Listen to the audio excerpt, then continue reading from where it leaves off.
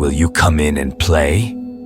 The young boy's innocent voice echoed through the dimly lit room. I had arrived at the old motel after a grueling day of driving, the fatigue weighing heavily on me. The thought of rest had driven me to this seemingly abandoned place in the middle of nowhere. The boy stood at the door, clutching a toy car in his tiny hand, his eyes glistening with childlike enthusiasm. Unable to resist his innocent charm, I managed a tired smile and nodded, stepping inside the room. We spent a while playing with the toy car, racing it across the worn-out carpet and laughing together. But as time passed, an unsettling feeling began to creep over me.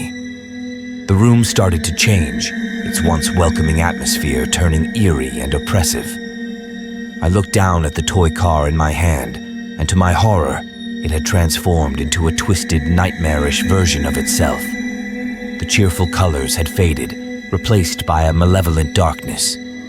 I glanced at the boy, and he was no longer a child but a sinister old man, his face contorted with a wicked grin.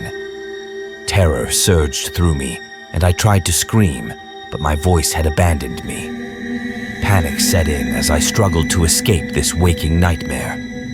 My only option was to flee, so I rushed to the door and yanked it open, my heart pounding in my chest.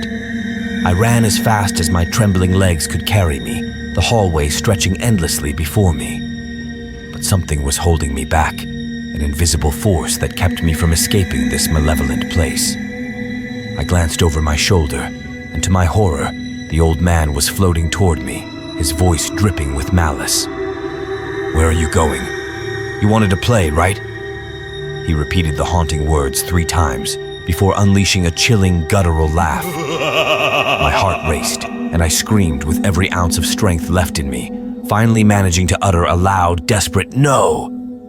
With that final cry, I jolted awake, drenched in cold sweat. It was 3 a.m., and the room felt suffocating. Panic still gripped me as I hastily packed my belongings, my hands trembling. I had no intention of staying a moment longer in that accursed motel. I fled, leaving the nightmares behind me, and vowed never to return to that forsaken place.